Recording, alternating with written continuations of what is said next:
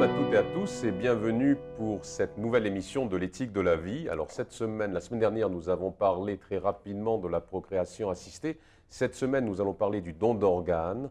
Autre sujet selon la loi juive, toujours pour m'accompagner, le Rav David Benyamin, Shalom Rav, de l'Institut Poire de Jérusalem. Donc le don d'organes. Première question, Rav David Benyamin, le don d'organes sur des personnes décédées ou vivantes, est-ce qu'on a le droit ? Même sur des personnes vivantes, de famille à famille, par exemple? Alors, il existe bien sûr deux techniques pour pouvoir prélever des organes. C'est la technique la plus simple au point de vue de l'éthique, au point de vue de la loi juive, c'est de prendre des organes d'une personne vivante. Par exemple, un parent pour un enfant pour son père qui aurait besoin qui serait dans une insuffisance rénale et... pour pouvoir lui sauver la vie. C'est la plus grande mitzvah qu'on peut réaliser, c'est de donner un de ses organes pour pouvoir sauver la vie d'une autre personne. C'est permis selon la loi. Alors c'est permis, mais ce n'est pas obligatoire. C'est-à-dire que lorsqu'on a une personne devant nous qui est en danger de mort, d'après la loi juive, on doit tout faire pour lui sauver la vie. Je vois quelqu'un qui est tombé dans l'eau, je sais nager, je dois sauter et là, sortir cette personne de l'eau qui est en train de se noyer. Et même si c'est Shabbat, et même si c'est Yom Kippour, on doit enfreindre toutes les lois pour sauver la vie d'une personne. Pikuar nefesh. Pikuar nefesh doché akol. Mais donner un organe, ce n'est pas une obligation. Si quelqu'un dans sa famille ou un ami à lui qui est dans un cas très grave et on lui propose de donner un organe, s'il a peur, il n'a pas l'obligation de le faire, bien que ce soit Pikuar nefesh, parce qu'il y a quand même une limite à ce que le judaïsme demande à l'homme de faire pour sauver la vie d'une autre personne. Et la limite qui a été donnée, entre autres, sur ces sujets-là, c'est le don. On peut donner tous les efforts, tout son argent, mais un don d'un organe, ce serait une très grande mitzvah, c'est une midat chassidout, mais ce ne serait pas une obligation. Le donateur doit être volontaire. Bien sûr, volontaire. Ça, il est clair qu'on ne peut pas prélever un organe sans la permission d'une personne. D'accord. Maintenant, sur les personnes décédées, ça va être le sujet un peu de notre émission. Y a-t-il un problème dans la loi juive? Alors, aujourd'hui, c'est le principal. On prend principalement des organes sur les personnes qui sont décédées, des cœurs, des reins, du foie, etc.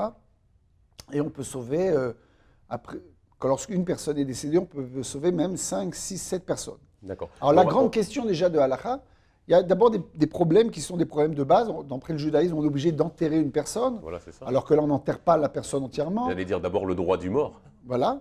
On a l'obligation, on a un interdit de profiter du corps d'une personne décédée dans le judaïsme. On a l'interdit de déchiqueter et de dénigrer le corps d'une personne donc qui est décédée.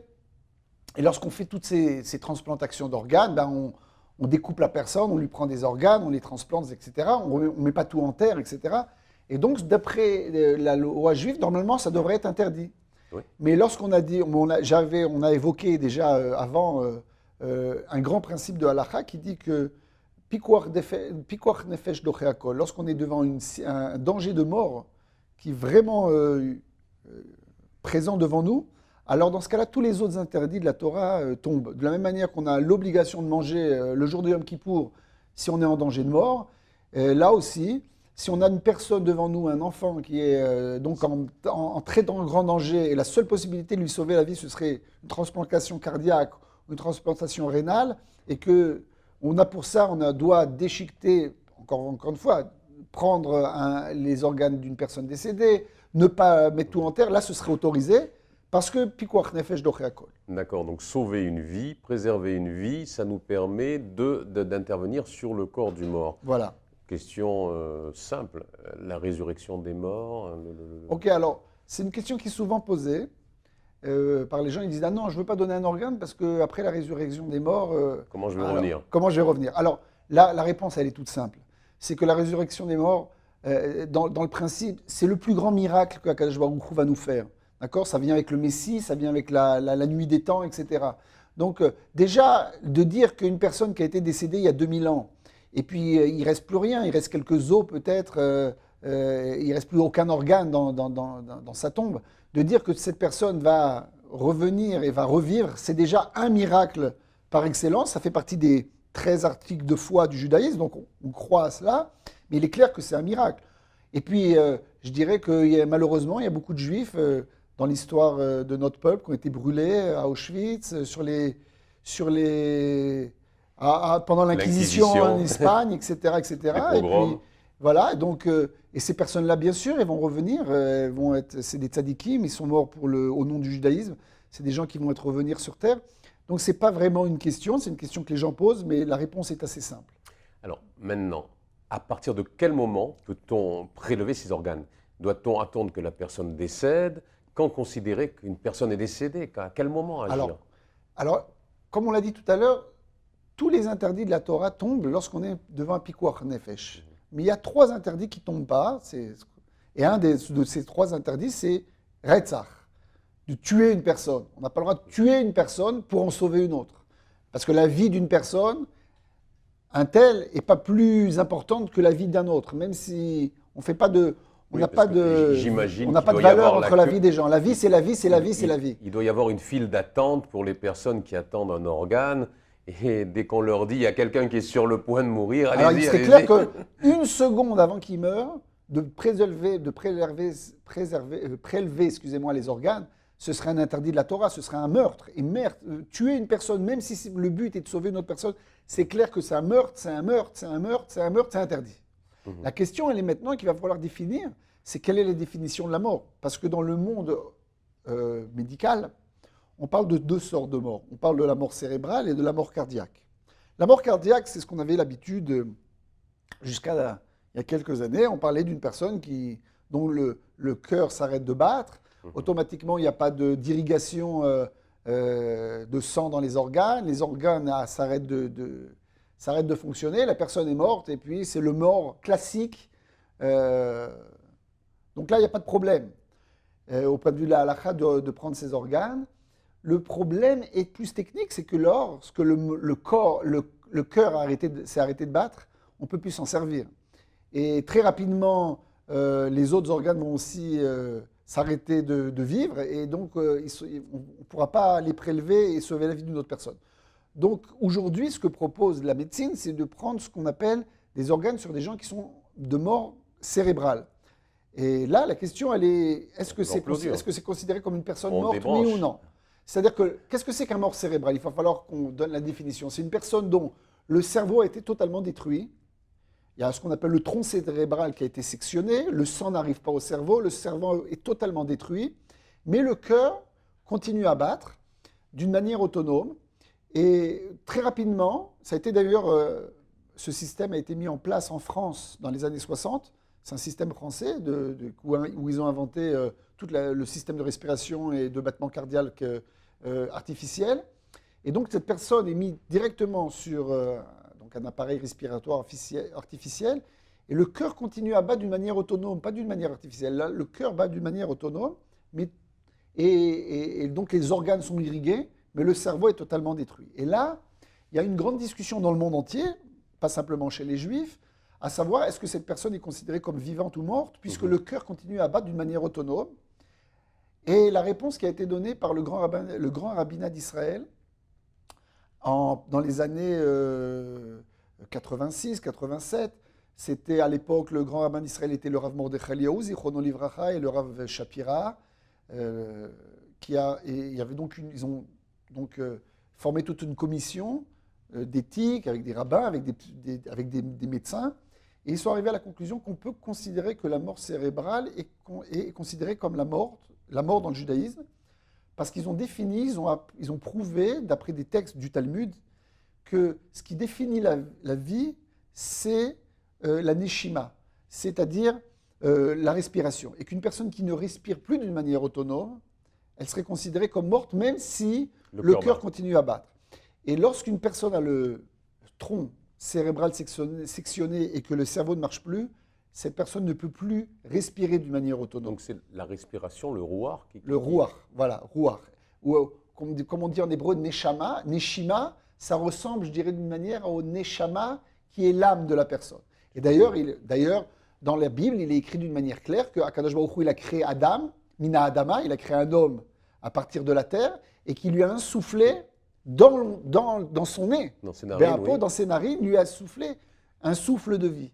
Et lorsque, après le déluge, Dieu a détruit l'univers, le monde, il est écrit que tout animal et tout être qui avait Neshama Béapo, il avait une Neshama dans son nez. C'est une Neshima dans son nez.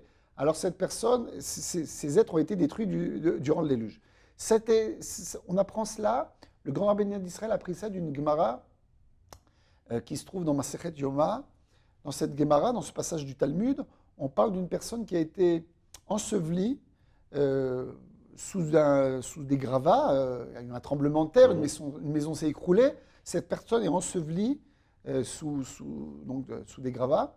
Et la halakha nous dit que donc on est en train Shabbat maintenant, ou le jour de Yom Kippour, on est en train d'enlever les gravats. Et pose la question, la Gemara, à partir de quel moment on doit s'arrêter d'enlever ces gravats? Si c'est le jour de Shabbat, qu'est-ce qui définit? Si la personne est décédée, alors on doit s'arrêter. Si elle est encore vivante, on doit tout faire pour lui sauver la vie. Et la Gemara arrive à la conclusion que ça va dépendre de la respiration. Si cette personne respire, on doit tout faire pour lui sauver la vie, on doit enfreindre le Shabbat. Mais si cette personne s'est arrêtée de respirer, alors elle est considérée comme morte. D'accord. Donc on a maintenant la décision du Rav Mordechai Eliyahu qui est très intéressante. C'est la personne est considérée morte à partir de la respiration. C'est vraiment très intéressant de le savoir. Mais quels sont les organes qu'on peut prendre et quelle est la loi en Israël par rapport aux autres pays? D'accord. Alors dans ce cas-là, on peut prendre les organes, principalement les organes qui sont vitaux, c'est-à-dire que afin de sauver la vie d'une personne. Est-ce qu'on peut prendre des organes qui sont non vitaux? Ça, c'est une grande question. Il y a une grande question qui a été posée à partir du...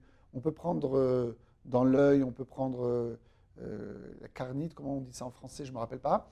On peut faire une greffe de l'œil. Voilà. Et donc, ça, il y a une grande discussion qui a été donnée par les rabbins. Il y en a qui ont accepté, il y en a qui ne l'ont pas accepté. Il y a quelques semaines, on a entendu parler d'une greffe d'utérus en Turquie, qui a été prise sur une personne décédée. Est-ce que les rabbins donneraient l'autorisation dans ce cas-là, alors que ce n'est pas quelque chose de vital? C'est-à-dire que la personne, c'était pour qu'une femme puisse procréer, ce n'était pas pour lui sauver la vie. Peut-être que dans ce cas-là, certains rabbins... parce que les dons d'organes sont autorisés que pour sauver la vie. Apparemment, ce serait la base de tous ces pikuach nefesh, pour sauver la vie d'une personne. On ne peut pas faire de don d'organes différemment. Quelqu'un ne voit plus, on ne peut pas lui donner des yeux. Alors ça, c'est une grande question. Alors justement, je vous ai parlé des yeux. Il y a une discussion chez les rabbins. Il y en a qui ont donné comme l'autorisation parce qu'il y a un passage du Talmud qui dit qu'une personne qui est aveugle serait considérée comme morte. Mais elle n'est pas morte, mais elle a un statut comme ça. C'est tellement grave pour elle. Et si on peut lui redonner la vie, d'une certaine manière, on lui redonnerait la vie. Je ne sais pas si aujourd'hui, encore une fois, je ne suis pas certain que c'est accepté par tous les rabbinim.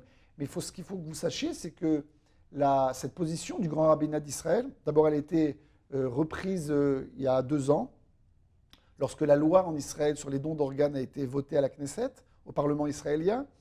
Il y a eu une concertation avec le grand rabbin d'Israël aujourd'hui, le Rav Shlomo Amar, qui lui-même a discuté avec le Rav Ovadia Yosef, qui est l'ancien grand rabbin d'Israël et aujourd'hui une des plus grandes sommités rabbiniques, qui a aussi donné son aval et qui a écrit d'une manière claire, donné une lettre comme quoi il accepte que la mort cérébrale est considérée comme la mort à part entière.